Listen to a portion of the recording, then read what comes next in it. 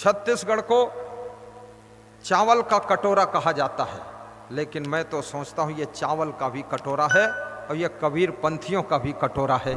यहाँ कबीर पंथी भी बहुत होते हैं। छत्तीसगढ़ का पैदा हुआ चावल अनेक प्रदेशों में जाता है। बरसात में आप आएंगे देखेंगे तो पूरा हरा भरा खेत में चावल ही चावल लगा, जिसको श्री विष्णु देव साय और हरा भरा करने के लिए कुछ न कुछ फंड देते रहते हैं, किसानों को योगदान करते रहते हैं।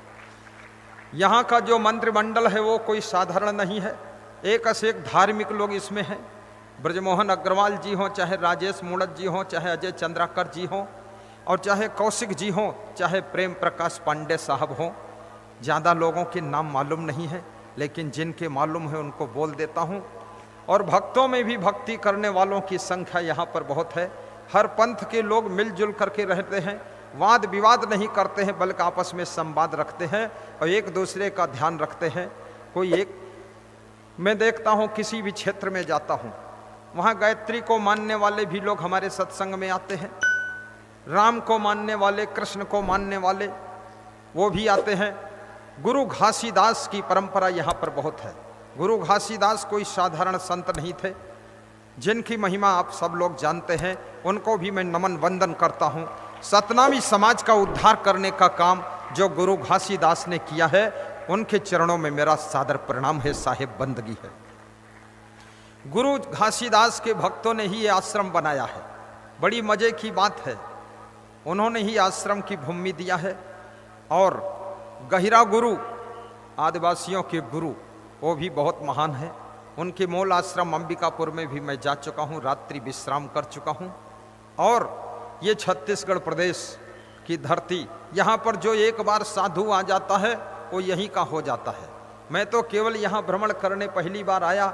यहाँ के लोगों का प्रेम और सरलता, सहजता, नम्रता, स्नेह देख करके जिसके घर जाता था वो गुलगुल भजिया बना देता था और मूंग बड़ा बनाता था, टमाटर की चटनी। मैंने कहा बहुत प्रेमी लोग हैं, कोई कंजूस नहीं है, उदार मन से बनाते हैं, खुश होकर खिलाते हैं। तो क्यों ना छत्तीसगढ़ में मैं भी बस जाऊं। तो यहाँ पर आश्रम बना करके मैं भी छत्तीसगढ़िया हो गया। छत्तीसगढ़ में कहावत है, छत्तीसगढ़िया सबले बढ़िया। वास्तव में छत्तीसगढ़ सबको प्रिय लगता है, क्योंकि यहाँ के लोग बहुत प्रेमी होते हैं। मैं तो कभी कभी सोचता हूँ, यहाँ के लोगों को छल कपट सिखाओ तो भी ठीक से सीख नहीं पाएंगे, और उत्तर प्रदेश लोगों का छल कपट छोड़ाओ तो भी ठीक से छोड़ नहीं पाएंगे। बहुत निर्मल लोग हैं। उत्तर प्रदेश में आप चले जाइए, गाय के पीछे निकलिए तो 2 लात मार देगी, और आगे निकलिए तो आपको अपनी सींगों पर तौलकर 20 फुट दूर फेंक देगी। लेकिन छत्तीसगढ़ की गाय के पीछे निकलो चाहे आगे निकलो, न लात मारेगी न सींग मारेगी, बल्कि अपनी गर्दन ला करके तुम्हारे पैरों के बीच में टेक देगी कि हम तुम एक ही है। ऐसे छत्तीसगढ़ के पशु भी होते हैं।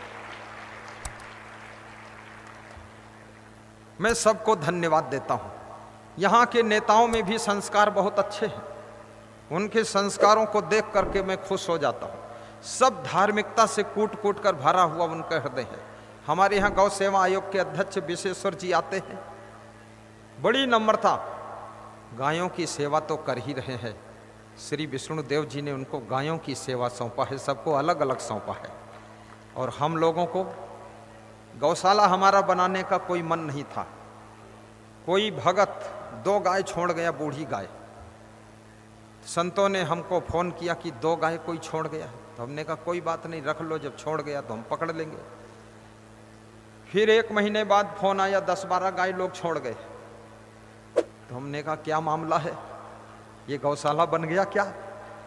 फिर 2 महीने बाद फोन आया 50 गाय इकट्ठा हो गई। हमने कहा आने दो गायों को, गौ माता की कृपा से ये छत्तीसगढ़ सोनपैरी आश्रम धन्य हो जाएगा। जहां गौ माता सांस लेगी वहीं पर विकास की आस खुल जाएगी।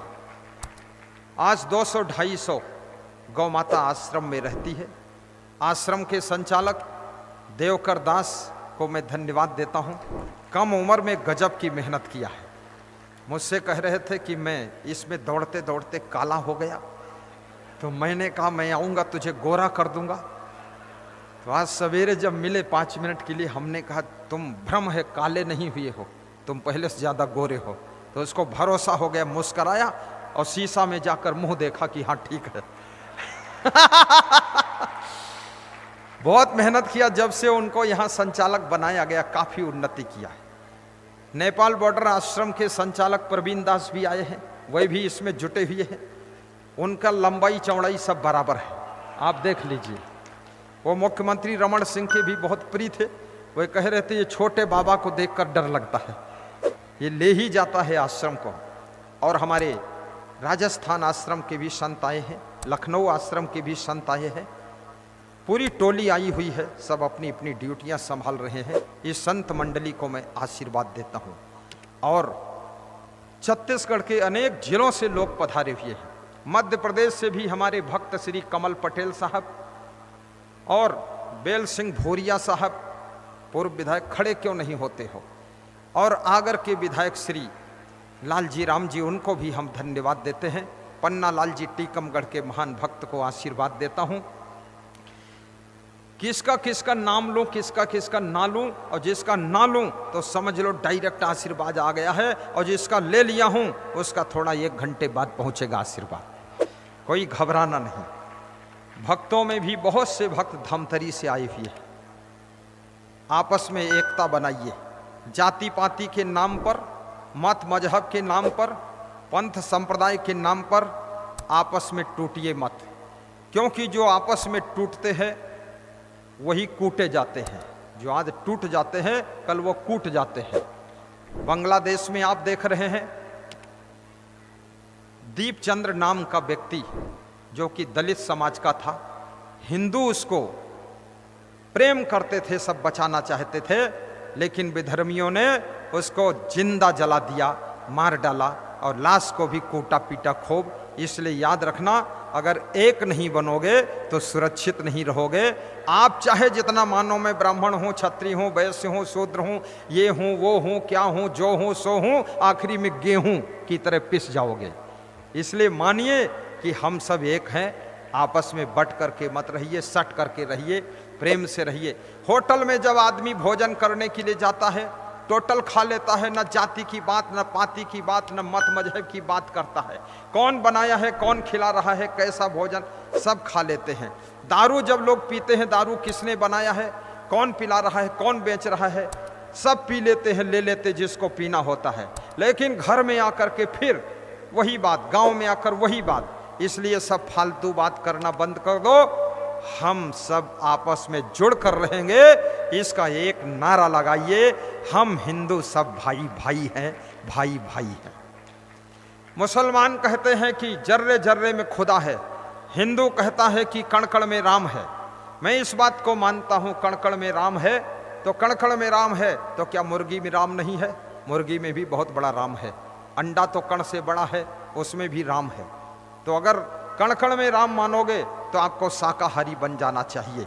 और जर्रे जर्रे में खुदा मानने वाले मुस्लिम भाइयों से निवेदन है कि जर्रे जर्रे में खुदा आप कहते हो, तो फिर ये गाय, ये तो बहुत बड़ा जर्रा है, इसमें बहुत बड़ा खुदा है। अगर गाय को मार कर खाओगे, भैंस को मार कर खाओगे तो खुदा को मारना हो जाएगा, तो कितना बड़ा पाप हो जाएगा। और खुदा को मार दोगे तो इबादत किसकी करोगे, नमाज किसकी पढ़ोगे। और ये भी याद रखना, जब ईद होती है हमारे मुस्लिम भाइयों की, तो उसमें सेवई बनती है। सेवई किससे बनती है? दूध से बनती है। तो दूध कहाँ से आता है? पेड़ों से आता है? नहीं। दूध कहाँ से आता है? गाय से आता है, भैंस से आता है। इसलिए ईद मनानी है तो गाय भैंस की रक्षा करने की चुनौती मुस्लिम भाइयों के लिए भी है। जियो और जीने दो का फार्मूला लेकर के चलिए। आपको जीने की इच्छा है तो इन पशु पक्षियों को भी जीने की इच्छा है। फिर गाय हमारी माता है और जन्म जन्म से नाता है। ग्राम ग्राम गौ ग्राम बनाकर अपना देश महान करे। ग्राम ग्राम गौ ग्राम बनाकर अपना देश महान करे। कितने लोग हैं जिनके घर में 1, 2, 4, 5 गाय रहती है, सेवा करते हैं? जरा हाथ उठाइए, दोनों हाथ उठाओ। वेरी गुड, नीचे कर लो हाथ। करीब 70% लोगों के घर में गाय है। भैंस कितनों के घर में रहती है? हाथ उठाओ। भैंस वाले लोग शर्मा गए कि भैंस में हाथ उठाओ कि नहीं। भैंस कोई खराब नहीं है, वो भी ठीक है। गाय माता है तो भैंस तुम्हारी नानी है और बकरी तुम्हारी सिस्टर है, और मुर्गी पोती पोता, इसलिए सबसे रिश्ता।